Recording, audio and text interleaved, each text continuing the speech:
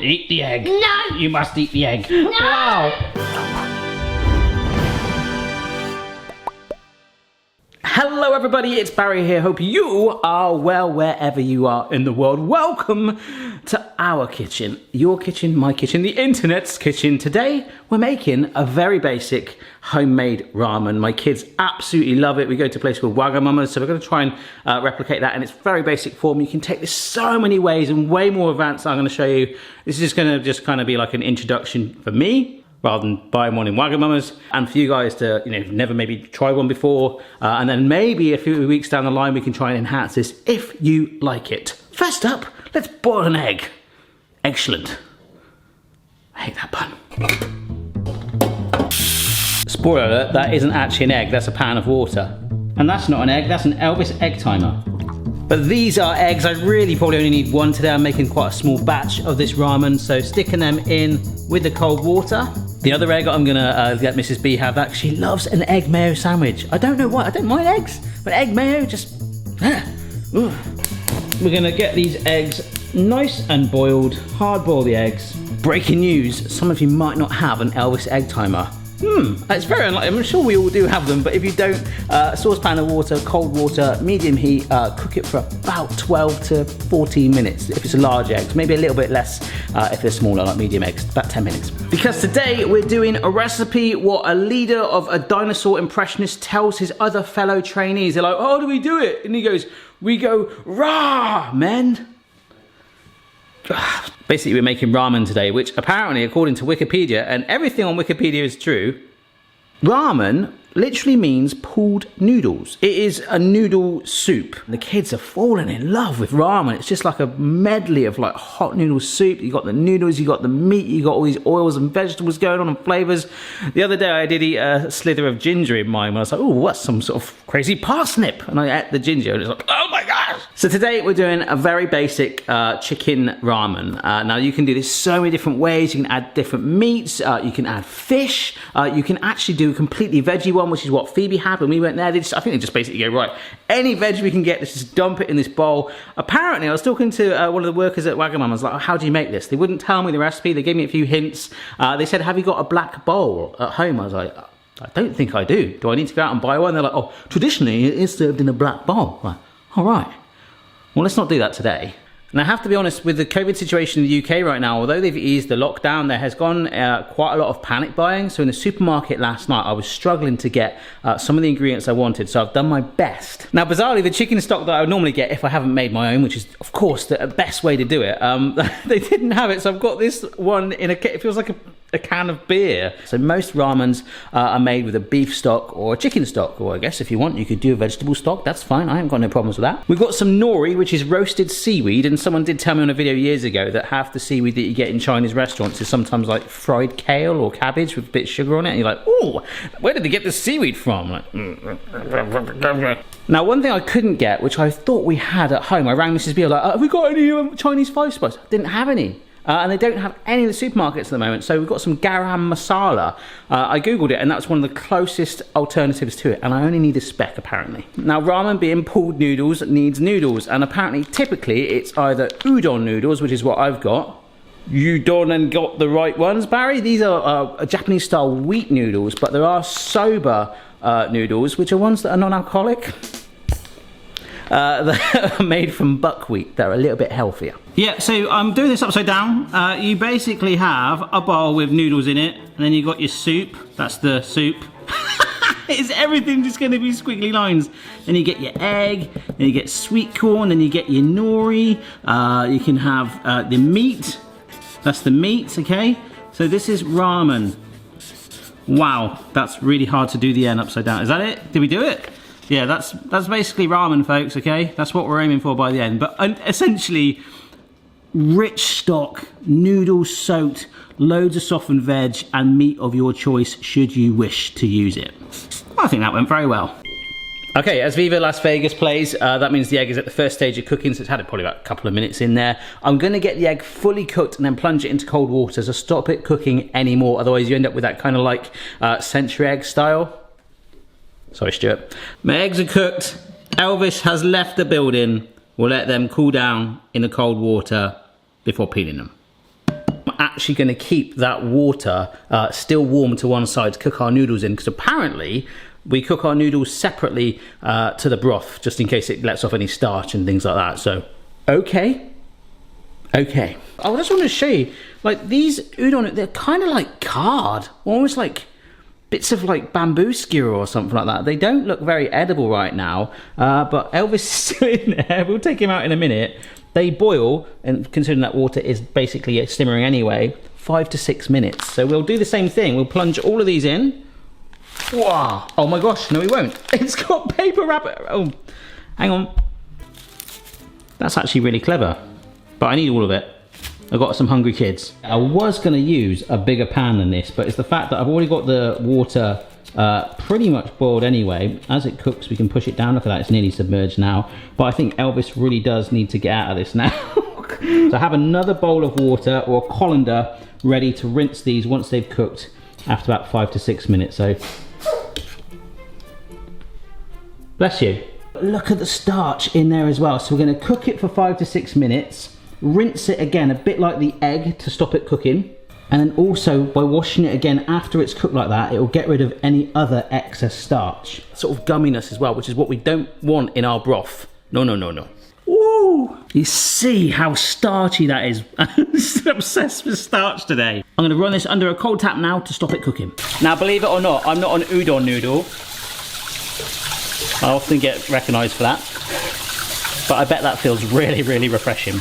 Moving it around with the water, massaging it. Make sure though, I got a bit excited, that you don't cut the noodles, because a colander can act as a cheese grater. So you can just do it in a pan, or you can just put it into a fresh bowl and keep replacing the water in there.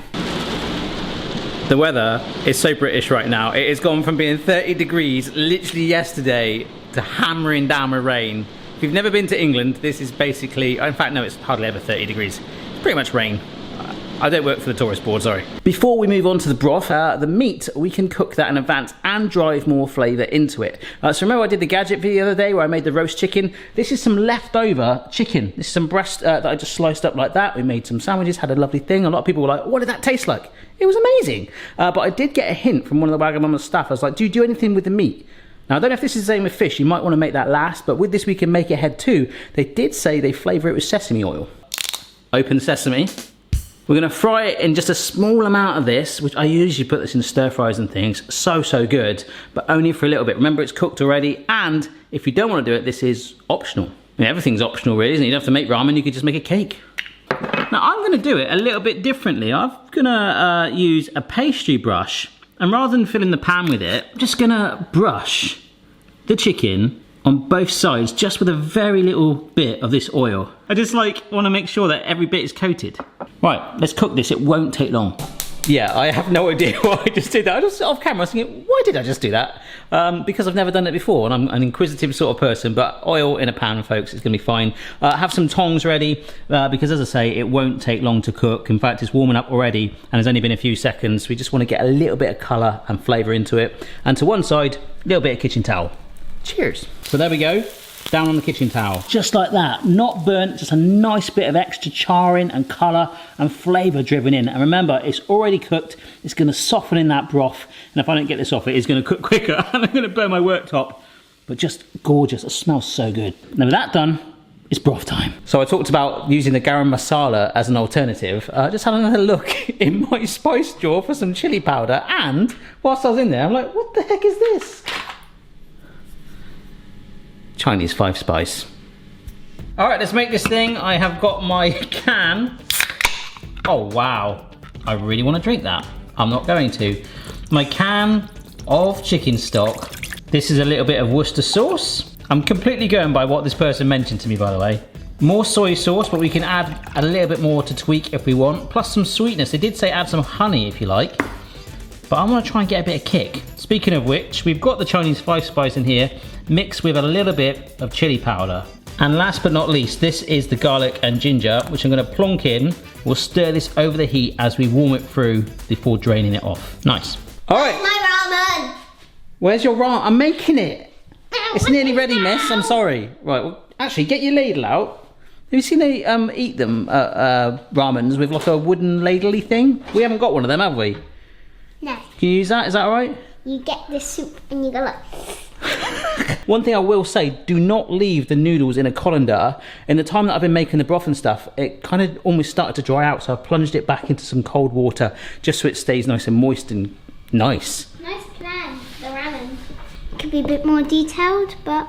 Anyhow, so this is over a nice heat now, medium-low heat, whisking it through, dissolving those spices in. You can see the chunks of garlic and ginger like that. If I was going to keep it in there, I'd probably like grate it really fine. But I'm just going to keep whisking it together over that heat, dissolving all the spices in there, bringing the flavours together. Yeah, simmer it for a good 5 minutes or so. Whoop. One thing I was going to say is with the chunks of the ginger in there, if you've got some ginger powder, they didn't have that in the supermarket either. It really is pretty tough this sudden week. Everyone started panic buying and the deliveries can't get to supermarkets. I really hope it doesn't get worse, because for a cooking channel, that would be amazing. But if you had ginger powder, you could stick that in there instead. That is simmering away like a dream. It smells so good. I'm about to drain it off. I asked Chloe to help, didn't I? Yes. You didn't want to peel the boiled eggs though. Yeah, that's the nori, that's the seaweed sheets, so they're going to obviously wilt in the warm fluid anyway. But if we just rip it up, or you can slice it or shred it, whatever you want to do, okay? Nice work, mate. So, sieve down over a jug just to get rid of that ginger and garlic. Hopefully it'll catch it all. It has. That is our broth done. And we can keep it warm by putting it back in the pan until we're ready to build it, which, the way we've done it, is now. Alright, so this is everything I'm going for. We've got the broth that I've just kept nice and warm there. We've got the noodles kept nice and fresh. And the toppings, we've got some sweet corn, spring onion, the shredded nori by Chloe, the chicken from earlier, and the eggs which we sliced. This is also some spinach. But I believe this is why it's the importance of keeping the broth warm, because that should wilt it and make it be like the size of a penny or something. First thing that goes in are those noodles, and I don't mind if there's a little bit of cold water in there. Now I'm going to sit in that spinach. The sweet corn can go over here, the egg, oh my gosh, and some of our cooked, almost stained chicken. So now I'm pouring the broth in, pouring it directly onto the spinach, because I feel that's the area that I really want to catch and wilt away. But we can finish with a few more spring onions, and good old Chloe has got those nori sheets that she's shredded up. That is my basic ramen, Wagamama style, I hope, all done. You could add some poppy seeds, some sesame seeds, some soy sauce. Go to town on it, whatever you normally have. I don't have ramen that often, but when I do, we absolutely love it. So, let's see what Chloe thinks. I want to try some of the meat, actually. Same. Done quite a big bowl here. Mmm. Have I lost you? You're in like a food coma. Talk to me, Chloe. Are you okay? Warm chicken, the sesame oil in there. There's a little bit of heat in there from the chili powder too. You mean put even more in if you want. It's like a whole freshness to it. So good. And of course, as a veggie option, they put my eye out. It does work really well too. Like it? Yes. Right. That's the only set of chopsticks we've got, and you stuck it in my head. Yay! So there we go, folks. Just a real simple, basic ramen. You love going to Wagamama's, don't you? I'm sure other chains are available. You should, I would like this. We should be sponsored by it because it's so amazing. But if you do like this sort of style food, I did do bao buns as well. You know, there's like steamed pillows of foodie goodness. I think you put some jam and pulled pork in there. But hopefully just a basic intro to ramen for you. We can take it way further, but I just want to do some initial ideas for you guys just to give it an idea and put your own spin on it. If you do try it, send me a photo on your social media platform of choice. Love to see it. Any final thoughts, Chloe? Next time you should do those beans with salt on. Okay, I will do the beans with salt on. Thanks, guys. See you soon. Bye. Bye! Check your level, player. No matter what your style, the kitchen's for me. Simon's moustache, goatee, maybe all three. Eat the egg. No! Eat the egg. Or I will hit you with the chopsticks again! Eat the egg. No! You must eat the egg. No! Wow.